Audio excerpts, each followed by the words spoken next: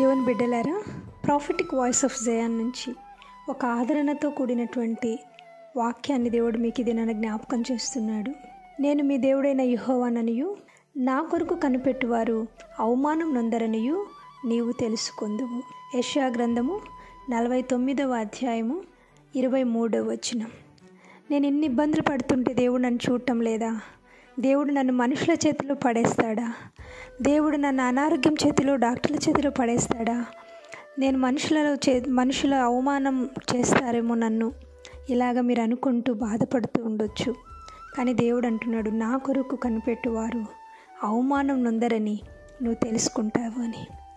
మనుషుల చేతిలో పడడము ఈజీ, కానీ నువ్వు దేవుని చేతిలో ఉన్నావనే విషయాన్ని నువ్వు గుర్తుపెట్టుకోవాలి. దేవుడు అంటాడు, చూడుము నా అరచేతులంలో నిన్ను చెక్కి ఉన్నాను. యెషయా గ్రంథము 49వ అధ్యాయము 16వ వచనము. కాబట్టి నిన్ను దేవుడు నీ ప్రాకారమును నిత్యము ఆయన ఎదుట ఉంచుకొని ఉన్నాడు. ఆ విషయం జ్ఞాపకం చేసుకున్నప్పుడు నాకు కూడా ఆశ పుడుతుంది.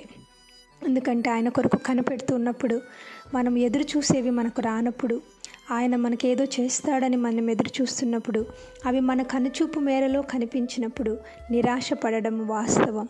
కానీ దేవుడు చెప్తున్నాడు, నీ దేవుడైన యెహోవాననియు, నా కొరకు కనిపెట్టువారు అవమానం నొందరనియు నువ్వు తెలుసుకుంటావు.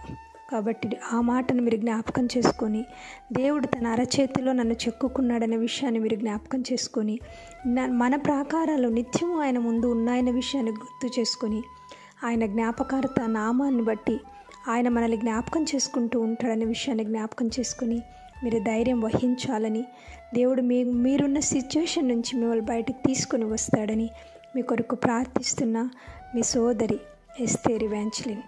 ఆమెన్.